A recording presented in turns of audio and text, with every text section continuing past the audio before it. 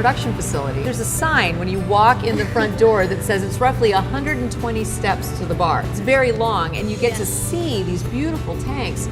It's a huge undertaking. We had been homebrewing for several years, and then we both started working at Urban Chestnut Brewing Company in St. Louis. And I started working there as a bartender, and then ended up working as their general manager, opening up the Grove location and as well as their Midtown location. So, you know, I got a little bit of experience opening up a really large brewery tasting room. So that was certainly helpful in undertaking what we've done here.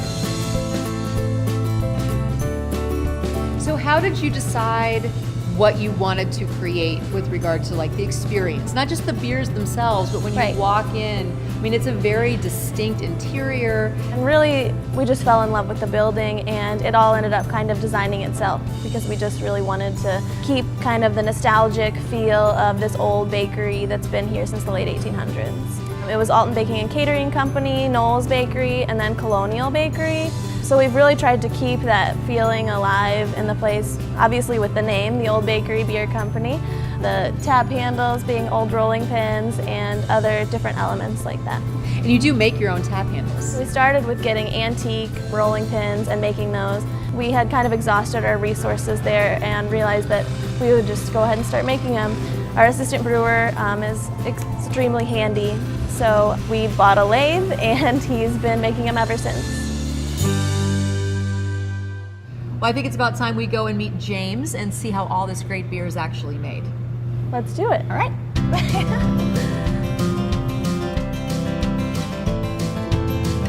I got into brewing because I was just a fan of craft beer. I started brewing at home, really simple little batches, tasted like crap, but I kind of got bit by the science of it and the process and everything. All of our beers are certified organic. We only brew with American grown and produced malts, hops, and as much of the spices that we use in our beers as we possibly can. But in terms of like our overarching style, I try to make all of our beers fairly mellow, and I think by that I mean relatively low on bitterness for the style, and also just like very clean. Our biggest seller is our citrus wheat beer. It's straight ahead American style wheat beer. We brew it with about 40% of the grist is raw wheat grown outside of Champaign, Illinois, so pretty local. That one's kind of our core, our main focus. Our second core beer is our porter, and that is an English style black ale, the kind of classic English style dark ale. We brew it with 3 different types of roasted malts, a whole lot of Munich malt, which is very malty, very nutty, with a little bit of kind of a woody, earthy, floral character.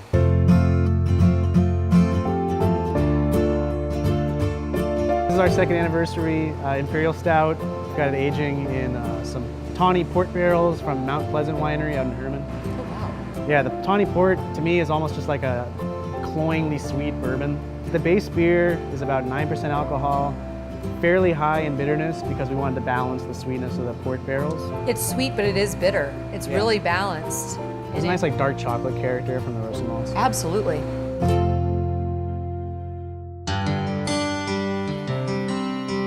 Why did you go with being certified organic? Why was that important to you? We purchase organic when we buy food and things for our home. You know, sustainability is extremely important to us. So that was just something that we knew that we wanted to do. That has branched out into other projects that we've taken on and the way that we run our restaurant. From composting and recycling the vast majority of our waste, LED lighting, using green chemicals and things like that in our cleaning process. We kind of try to make sure that we take sustainability into account in every part of our process. The majority of the year we actually use spent grain-fed beef for our burger. So we have a relationship with a local farmer. He comes and picks up all of our spent grain, and he has a herd of cattle that is fed exclusively Old Bakery spent grain. And so we are really excited to kind of close that loop and serve that on our menu. That's awesome. Having a place like this to come and have a beer or a bite to eat, it changes the quality of life in a city. It's a really important part of growing and expanding just the experience of being in a town like Alton. Yeah, definitely. And there are a lot of great places to go in Alton, and we're really excited to be a part of it. We really try to be a place that the community can come together. We just try to welcome everyone with open arms and be a hub for the community.